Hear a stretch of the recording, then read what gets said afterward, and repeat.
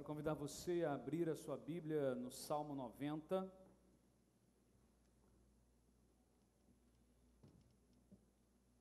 Salmo 90. Este salmo que estudamos na escola bíblica dominical hoje pela manhã, ao longo desse primeiro trimestre, ou seja, até o final de março, na verdade até o primeiro domingo de abril, estaremos estudando o livro dos Salmos, dentro dessa perspectiva de entendermos a comunidade da fé, que vem também no Velho Testamento e depois no Novo Testamento. Então, hoje, nós já estudamos o Salmo 90 de uma forma especial na escola bíblica, e eu quero incentivar você, se você não vem à escola bíblica, venha, porque vale a pena estudar a palavra de Deus. Eu quero então ler novamente esse Salmo, e então meditar durante algum tempo sobre o tema Um Coração Sábio, um coração sábio. Diz assim a palavra do Senhor: Senhor, Tu és o nosso refúgio, sempre, de geração em geração. Antes de nascerem os montes e de criares a terra e o mundo, de eternidade a eternidade, Tu és Deus. Fazes os homens voltarem ao pó, dizendo: retornem ao pó, seres humanos. De fato, 1000 anos para ti são como o dia de ontem que passou, como as horas da noite. Como uma correnteza, tu arrastas os homens, são breves como o sono, são como a relva que brota ao amanhecer, germina e brota pela manhã, mas à tarde murcha e seca. Somos consumidos pela tua ira e aterrorizados pelo teu furor. Conheces as nossas iniquidades, não escapam os nossos pecados secretos à luz da tua presença. Todos os nossos dias passam debaixo do teu furor, vão-se como um murmúrio. Os anos de nossa vida chegam a 70 ou a 80 anos para os que têm mais vigor. Entretanto, são anos difíceis e cheios de sofrimento, pois a vida passa depressa e nós voamos. Quem conhece o poder da tua ira? Pois o teu furor é tão grande como o temor que te é devido. Ensina-nos a contar os nossos dias, para que o nosso coração alcance sabedoria. Volta-te, Senhor, até quando será assim? Tem compaixão dos teus servos. Satisfaze-nos pela manhã com o teu amor leal, e todos os nossos dias cantaremos felizes. Dá-nos alegria pelo tempo que nos afligiste, pelos anos em que tanto sofremos. Sejam manifestos os teus feitos aos teus servos, e aos filhos deles o teu esplendor. Esteja sobre nós a bondade do nosso Deus soberano. Consolida para nós a obra de nossas mãos. Consolida a obra de nossas mãos. Vamos orar.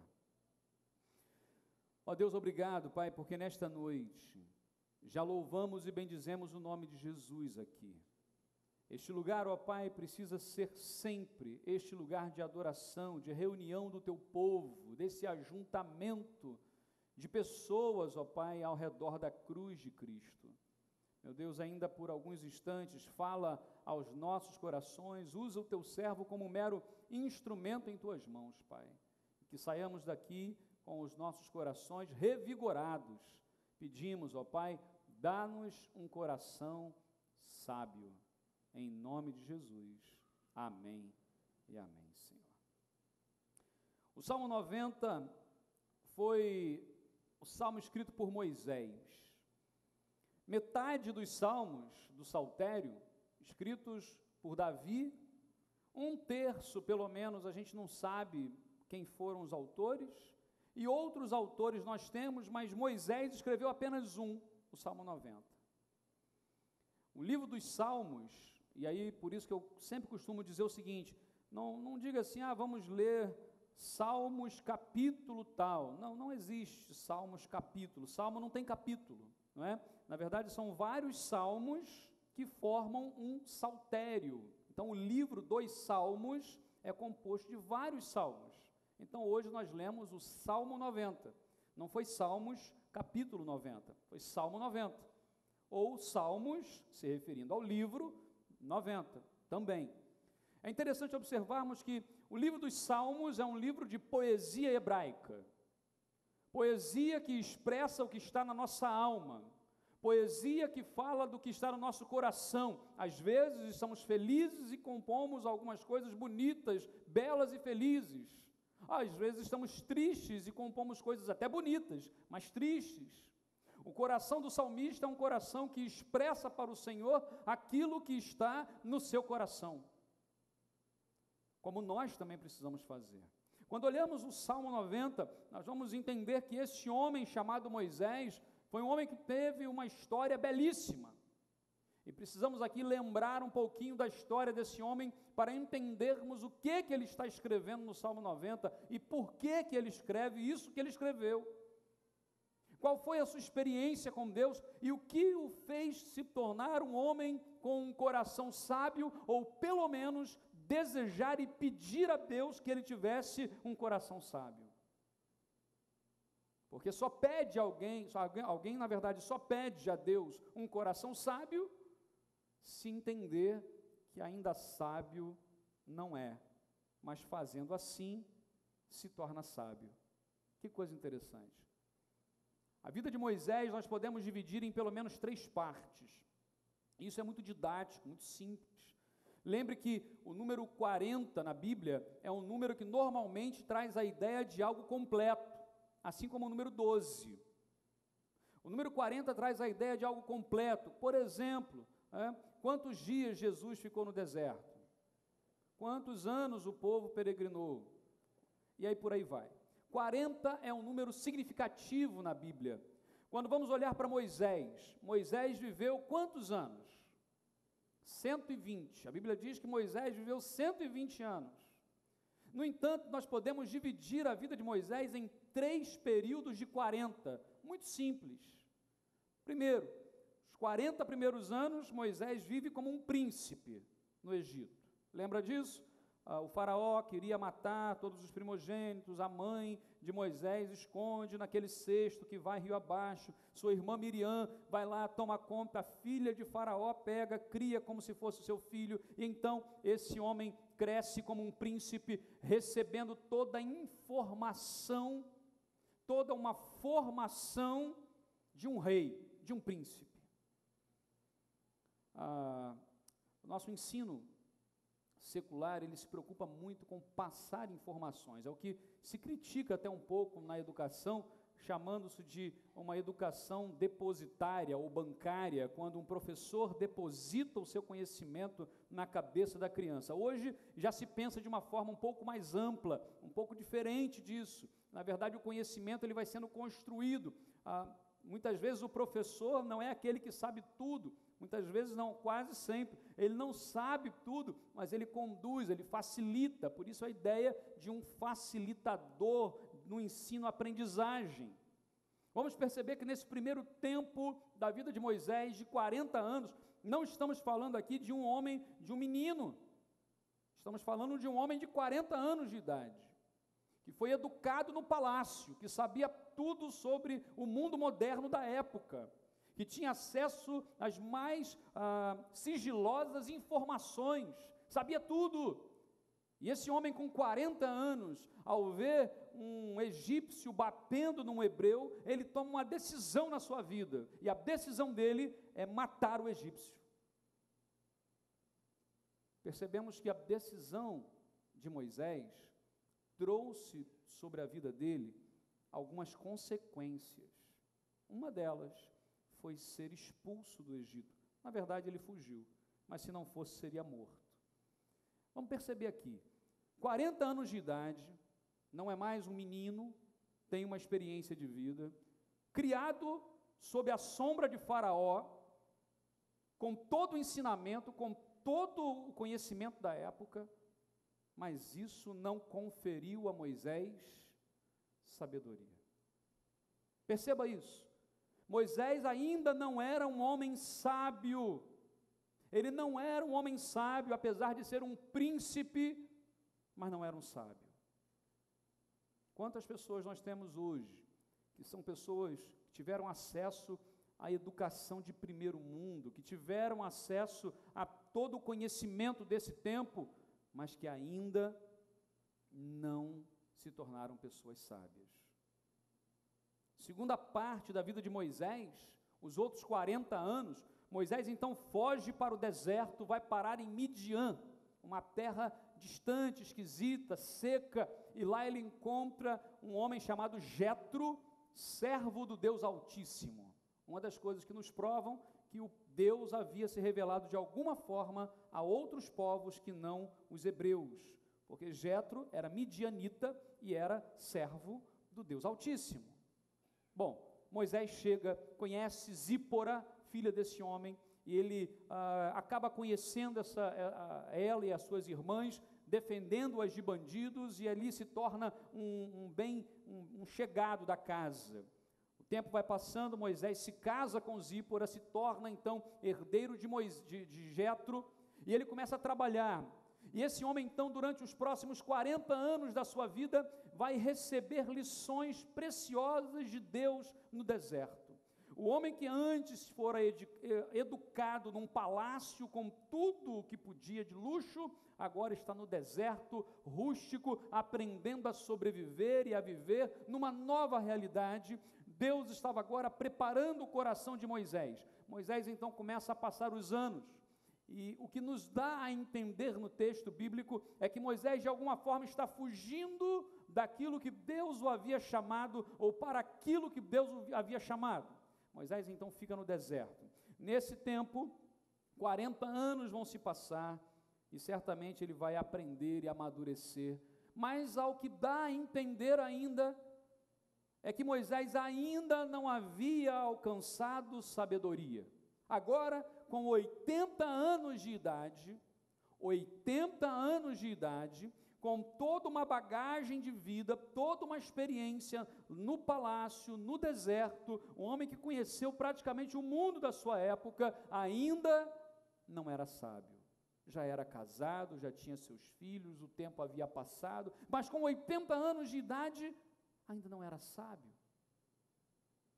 O texto nos fala que ele vai entrar então na terceira fase, não é, da sua vida, os últimos 40 anos de Moisés, quando Deus aparece a Moisés e fala o seguinte: Moisés, volta para o Egito e liberta o meu povo precisa sair do Egito e você vai ser o líder.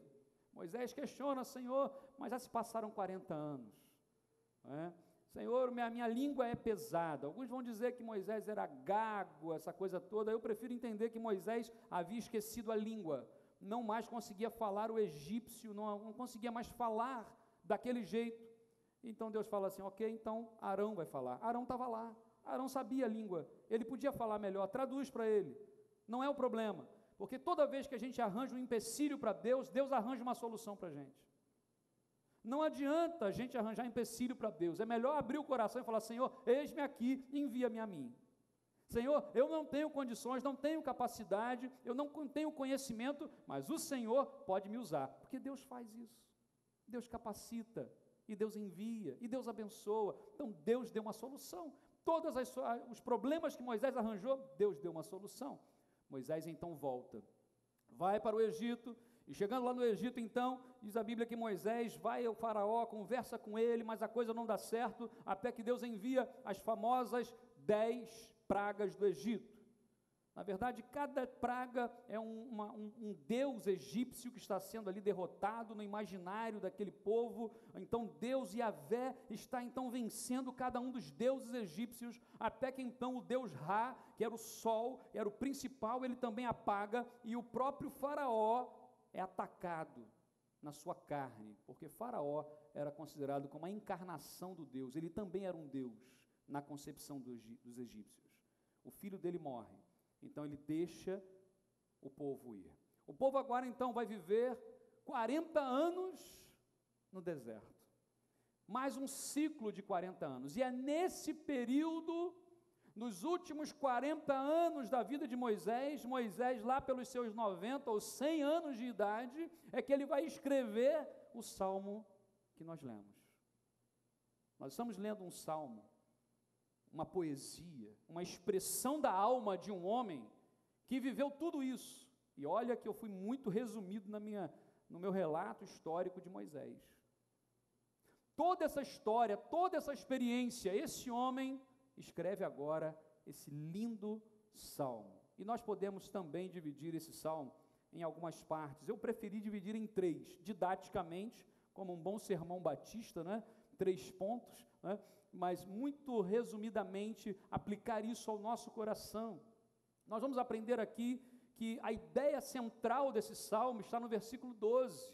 Você pode projetar para a gente, por favor, o versículo 12. Vamos reler esse versículo 12. Ensina-nos.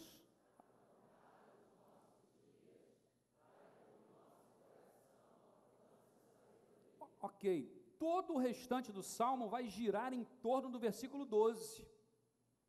E nós podemos então dividir esse salmo em algumas partes importantes para falar de um coração sábio, porque talvez a grande pergunta do seu coração, como é do meu, é assim: como tornar ou tomar decisões sábias? Como me tornar uma pessoa sábia? Como ser uma pessoa ainda jovem, talvez um adolescente, um jovem, e ser sábio? É possível? É possível. Como ser uma pessoa de meia idade que talvez não tenha sido muito sábio em alguns pontos, mas eu quero ser sábio? É possível? É possível. Como ser um idoso que talvez tenha vivido uma vida com falta de sabedoria, mas agora quer ser sábio? É possível? É possível. Ter um coração sábio é possível a todo aquele que crê, e a palavra então nos dá o caminho e nos diz o que temos que fazer. Primeira coisa, versículos de 1 a 5, e também o versículo 10, eu vou reler aqui com toda essa história na nossa cabeça. Tenta lembrar agora dessa história quando estivermos lendo. Moisés então está escrevendo nessa idade que eu disse. Pode projetar para a gente, versículos de 1 a 5, depois o 10, ok? Diz assim: Senhor, Tu és o nosso refúgio sempre de geração em geração. Lembra? Moisés está saindo com uma multidão atrás dele, indo para o meio do nada. Saindo da civilização e indo para o meio do nada, indo para o meio de um deserto. E aí Moisés está dizendo: Senhor, Tu és o nosso refúgio. A palavra refúgio aqui, literalmente em hebraico, é casa, moradia. Porque eles estavam num lugar que não tinham moradia, não tinha casa. Senhor, Tu és o nosso refúgio, de geração em geração. Antes de nascerem os montes e criares a terra e o mundo, de eternidade a eternidade, Tu és Deus. Fazes os homens voltarem ao pó, dizendo: retornem ao pó, seres humanos. De fato, 1000 anos para Ti são como o dia de ontem que passou, umas horas da noite. Como uma correnteza, Tu arrastas os homens, são breves como o sono, são como a relva que brota ao amanhecer. Versículo 10. Os anos de nossa vida chegam a 70 ou a 80 para os que têm mais vigor, entretanto, são anos difíceis e cheios de sofrimento, pois a vida passa depressa e nós voamos. Primeira grande lição que aprendemos nesse salmo: valorize cada momento da sua vida. Valorize cada momento da sua vida. O que Moisés está dizendo aqui, na sua alma, expressando a Deus, e o que nós hoje podemos aqui refletir um pouco é: faça isso, reflita, pense. Ensina-nos a contar os nossos dias. É o que ele está dizendo: valorize cada minuto, cada momento, cada oportunidade da sua vida, porque o Senhor está dando oportunidades. Mas entenda, e nós podemos compreender isso agora, a vida passa, tudo muda, meus irmãos.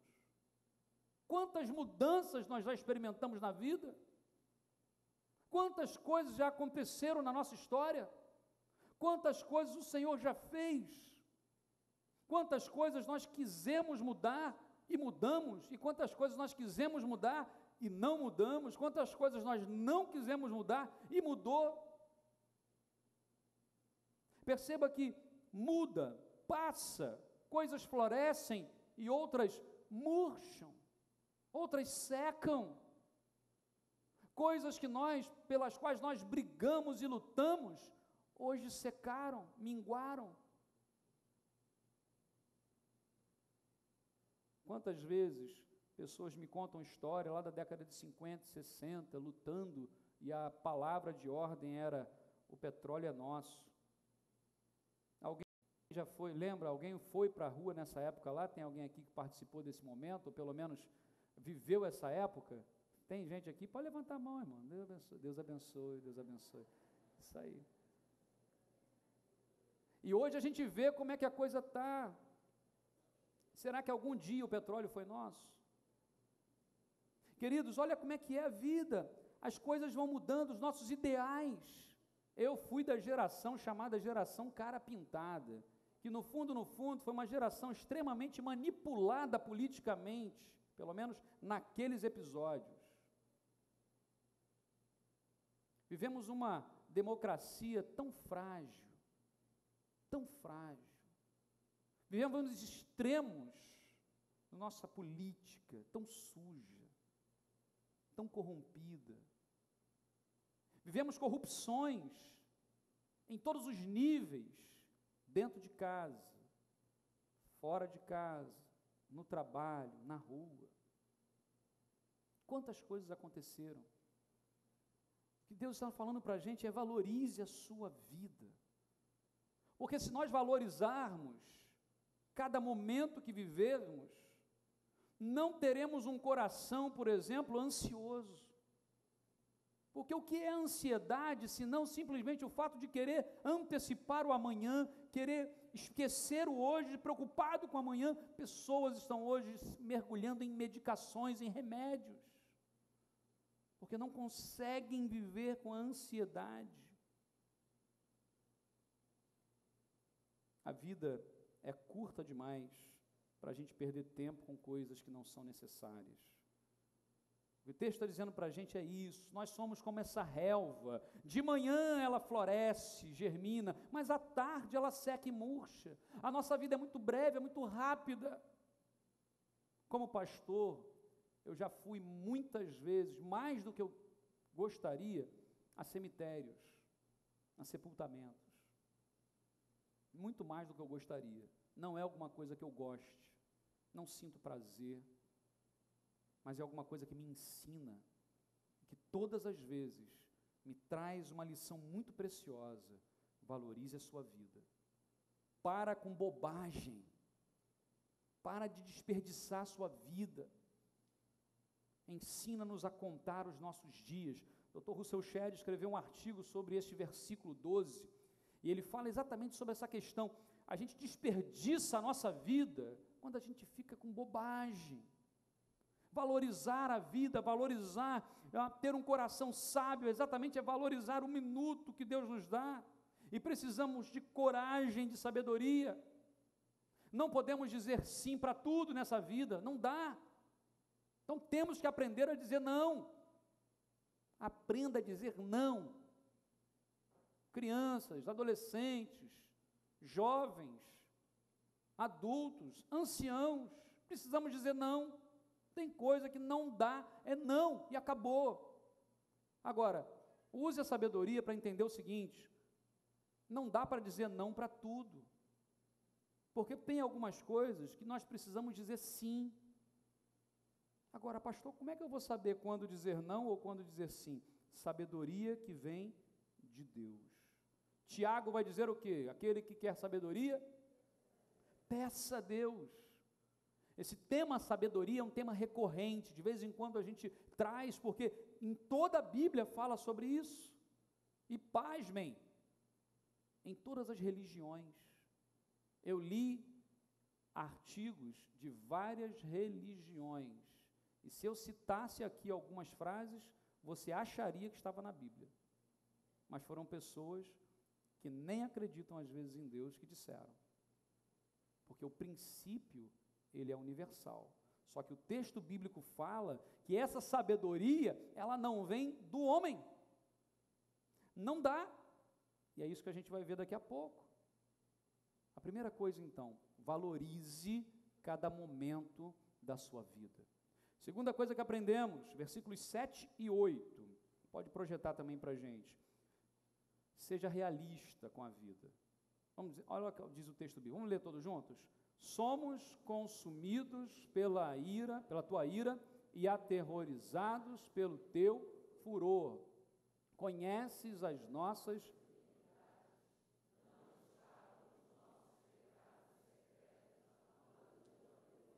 Olha só que coisa interessante. Seja realista com a vida. Uma das coisas que traz muito sofrimento a muitas pessoas é porque não aceitam o mundo em que vivem. Porque o mundo não é ideal. As coisas não funcionam perfeitamente. E por que isso acontece? Porque fomos corrompidos pelo pecado. Desde quando o pecado entra, porque Deus disse, quando terminou de criar tudo, e criou o ser humano, Ele disse, eis que tudo é muito bom. Palavra de Deus. No entanto, quando o pecado entra, há uma corrupção generalizada, e agora não é mais. As pessoas não são ideais, o mundo não é ideal. Nós vivemos uma vida sujeita a ira, fúria, problemas, iniquidade, culpa, e tantas outras coisas. Vivemos uma vida difícil, as pessoas nos decepcionam. Nós decepcionamos as pessoas, as estruturas e as instituições falham e erram. E nós somos parte dessas instituições. Eu fico assim interessado quando alguém critica a instituição, como se dela nunca tivesse feito parte. Seja família, seja escola, seja igreja, seja qual for a instituição, nós fazemos parte. Então, olhe-se no espelho, critique-se a si mesmo, entenda que nós não somos perfeitos, cuidado com uma visão romântica demais da vida.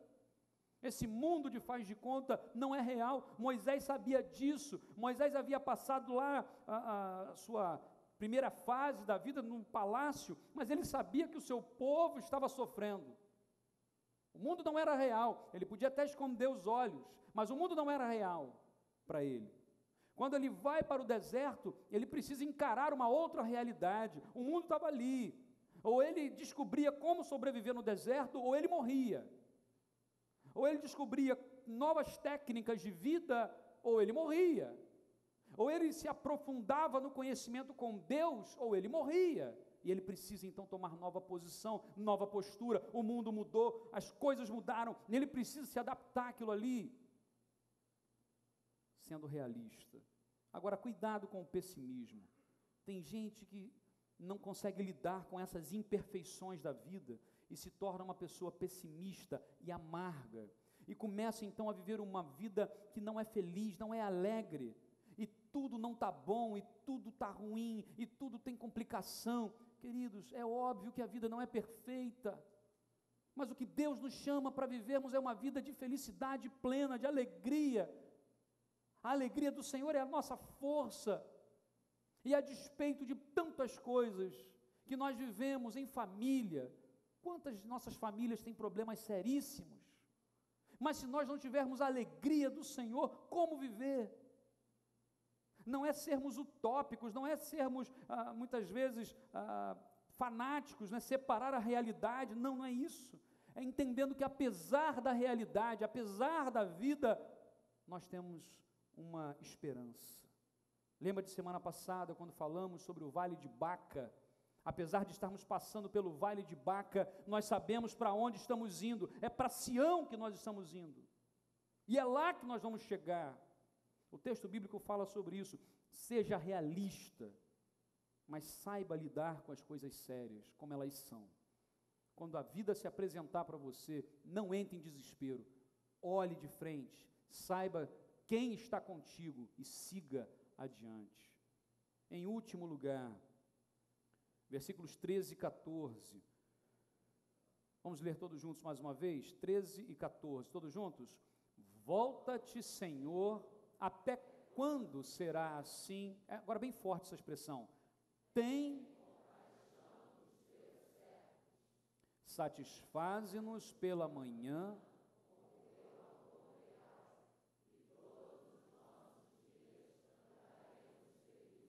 Conta com a compaixão de Deus.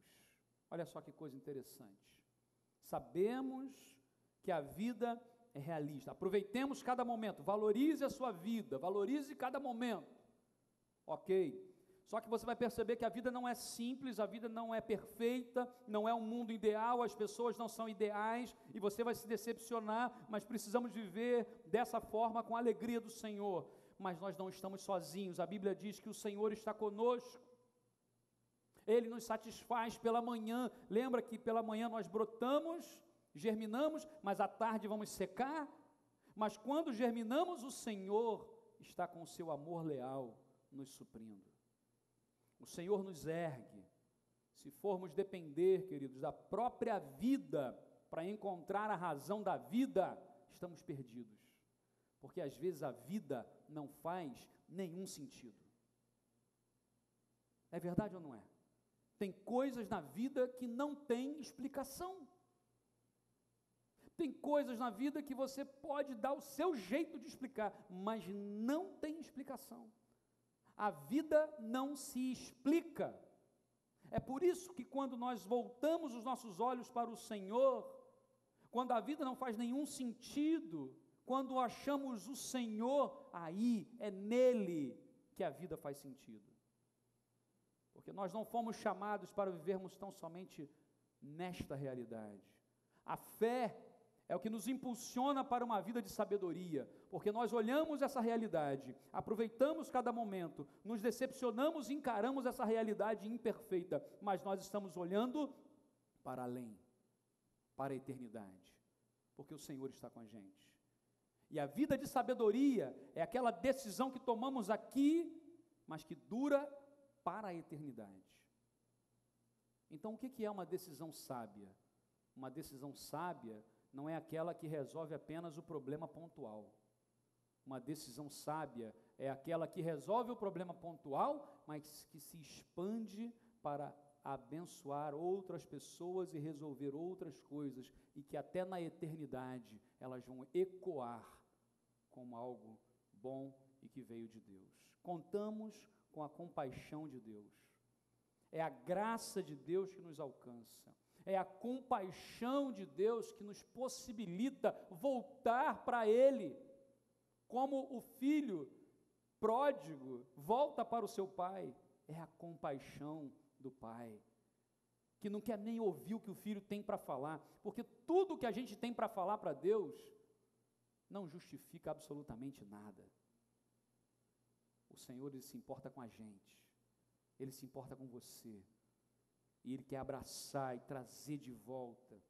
Ensina-nos a contar os nossos dias, Senhor, para que o nosso coração alcance sabedoria. Versículo 12, é o centro deste salmo. Ensina-nos a contar os nossos dias para que o nosso coração alcance sabedoria. Almeida Revista e Atualizada, uma versão mais antiga, diz assim: ensina-nos a contar os nossos dias de tal maneira que alcancemos corações sábios. Essa é a mensagem do Senhor. Tenhamos corações sábios, valorizando a vida, cada momento da vida, sendo realistas ao encararmos a vida. E sabermos que os problemas estão aí sim, que as situações são complicadas, são, mas em terceiro lugar, nós podemos contar com a compaixão de Deus na nossa vida. Nós não estamos sozinhos nessa caminhada, o Senhor está com a gente. Que Deus, Ele renove o seu coração nessa noite. Que como Moisés, nós possamos orar assim: Senhor, ajuda-me a contar os meus dias, porque aquilo que não é sábio não é contado. Quantos dias nós não podemos contar? Quantos meses, quantos anos nós não podemos contar? Porque faltou sabedoria. Então a palavra é: Senhor, ajuda-nos, ensina-nos, seja no palácio, seja no deserto, a contarmos dias, a entendermos os dias e alcançarmos um coração sábio. Feche seus olhos nesse momento. Coloca a sua vida diante do Senhor. Coloca a sua vida diante de Deus nesse instante, porque o Senhor é aquele que concede sabedoria a todo o que crê, todo o que pede, todo o que clama.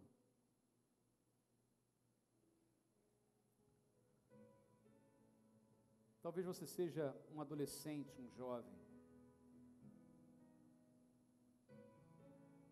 Talvez você seja uma pessoa que esteja na chamada meia-idade. Ou talvez você já seja até alguém mais experiente, idoso. Talvez não velho, não, porque isso está na sua cabeça. Mas você já viveu, já passou talvez dos 70, como a Bíblia diz. Alguns já passaram dos 80, como a Bíblia fala. Mas perceba que o acúmulo de anos de vida não significa coração sábio. Timóteo, ainda jovem, foi chamado de presbítero, foi chamado de ancião, não pela idade, mas pela sabedoria. O que a Bíblia está nos ensinando é que, se compreendermos os princípios de que precisamos aproveitar a vida é curta, então aproveite os momentos em família, aproveite os momentos com seus amigos, aproveite os momentos de adoração e louvor coletivos.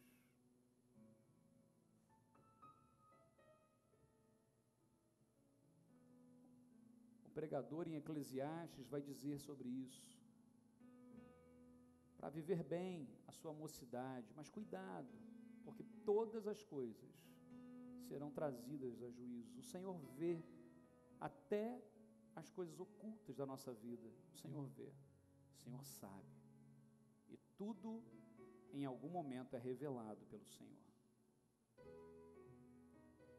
Perceba que a vida não é simples, não é fácil, não é perfeita, mas precisamos encarar a vida do jeito que ela é. Os problemas se apresentam e nós precisamos ser solucionadores, bênçãos.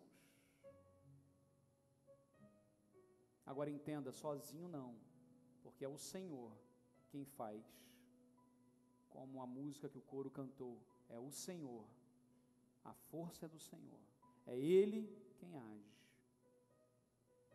A compaixão de Deus é a nossa força. Temos muitas decisões a tomar. Talvez essa semana seja uma semana de várias decisões na sua vida. Decisões profissionais, decisões familiares, decisões pessoais, decisões no estudo. E se você hoje quer pedir a Deus sabedoria para tomar as suas decisões, quer alcançar esse coração sábio, em nome de Jesus, fique em pé no seu lugar. Eu quero orar pela sua vida, eu quero orar junto com você, porque eu também estou agora clamando para que o Senhor me dê sabedoria, porque todos, nas nossas decisões, precisamos de sabedoria. Não é fácil, não é simples, mas o Senhor está conosco.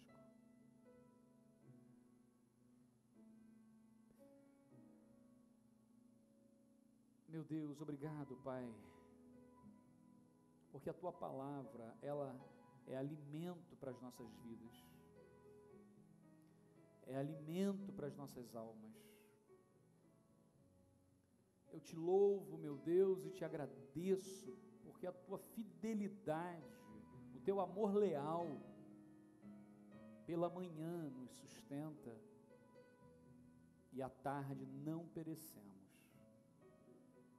Ajuda-nos, ó Pai, a aproveitarmos melhor os nossos dias. Tira o lamento, a murmuração, a amargura, tira isso do nosso coração, para que vivamos dias, contando esses dias com sabedoria. Ajuda-nos, ó Pai, a sermos realistas, a não vivermos no mundo de faz de conta, mas acima de tudo, Pai, que possamos entender que o Senhor está com a gente, o Senhor está conosco, a sua compaixão está sobre nossas vidas, e nós podemos voltar para o Senhor. Aqueles, ó Deus, que caminham talvez hoje mais distantes da comunhão contigo, em nome de Jesus, que retornem, Pai. Meu Deus, porque o simples fato de estar na igreja não significa comunhão com o Senhor. Mas nós queremos ser muito mais do que religiosos, muito mais do que frequentadores de igreja. Nós queremos ser servos do Senhor, ó Pai. Queremos ser o corpo de Cristo nesse tempo de tantas dúvidas. Nós queremos ter a certeza de que Jesus está conosco. Meu Deus, corrija as nossas rotas, ó Pai, endireita os nossos caminhos, Senhor. As montanhas e os vales estão diante de nós, mas o Senhor aplana todas elas, todas as rotas, todos os caminhos. Toma o teu povo, Pai, que agora se coloca em pé, tomando decisões importantes e pedindo ao Senhor e clamando ao Senhor: meu Deus, dá-me sabedoria. Como Moisés, ó Pai, nós clamamos: ensina-nos a contar os nossos dias, para que alcancemos um coração sábio, Senhor. Meu Deus, que o que estamos vivendo hoje aqui fique marcado para sempre em nossas vidas.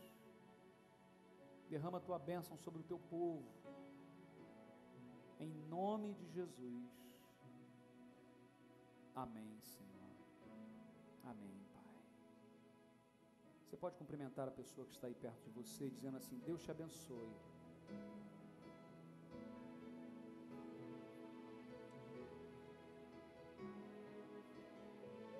Deus te abençoe. Diga isso com fé, com alegria no seu coração.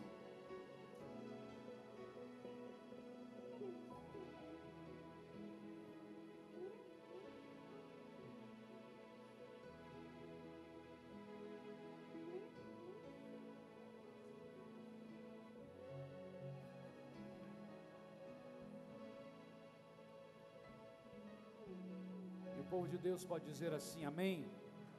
Amém. Você pode